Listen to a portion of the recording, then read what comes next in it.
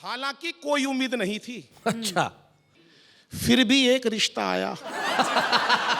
बहुत अच्छे। लड़का कवि है। हाँ, पिताजी ने बिचौलिए को बड़ी शर्मिंदगी से बताया। बहुत अच्छे। बिचौलिया बोला, घबराओ मत लाला जी, मैं तो एक से एक निकम्मे लड़कों के रिश्ते करवा देता हूँ। निकम्मे। फटे पुराने नोट भी पूरे दामों में चला देता हूँ। ये बतलाओ लड़का कितना कमा लेता है? पिताजी बोले, किसी तरह से इज्जत बचा लेता है।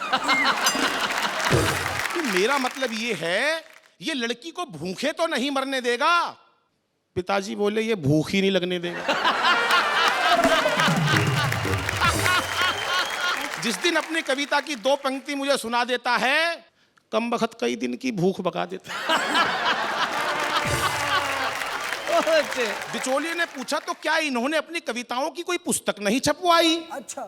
पिताजी बोले, उसी में तो लुट गई भाई घर की सारी कमाई। और तो और घर वालों ने इसकी पुस्तक का पन्ना तक नहीं खोला। एक रिश्तेदार ने गलती से 2-3 पन्ने पढ़ लिए थे, भाई साहब वो हमसे आज तक नहीं बोला। अब तो शर्मा जी यही तमन्ना है कि किसी तरह से इसकी जिंदगी संवर जाए। भगवान करे इसे कोई हिम्मत वाली लड़की मिल जाए।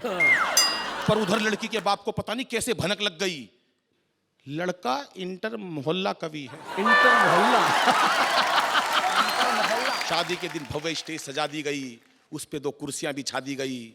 मंच पर खड़ा मैं फूला नहीं समा रहा था, हर एक बाराती में भाई साहब एक श्रोता नजर आ रहा था। मंच पर माइक की कमी खल रही थी। हाँ, अच्छा। कविता खुद ब खुद निकल रही थी। खुद ब खुद निकल रही थी। मुझे एक मौके की तलाश थी, फेरों पे छंद सुनाऊंगा। अच्छा, यही एक आखिरी आस थी कि तभी किसी ने आकर मेरे हाथ में एडवांस नेक का लिफाफा थमा दिया। उसे पता नहीं किसने बता दिया, लड़का कवि है, ये पता नहीं कितनी लंबी रचना सुना देगा, लड़की को विदा होने से पहले ही रुला देगा।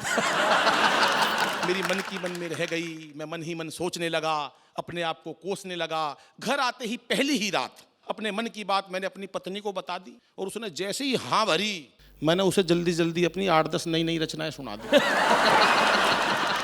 अपनी हास्य व्यंग की रचनाओं पर अच्छा। मैंने उसे भाई साहब कई बार रोते देखा।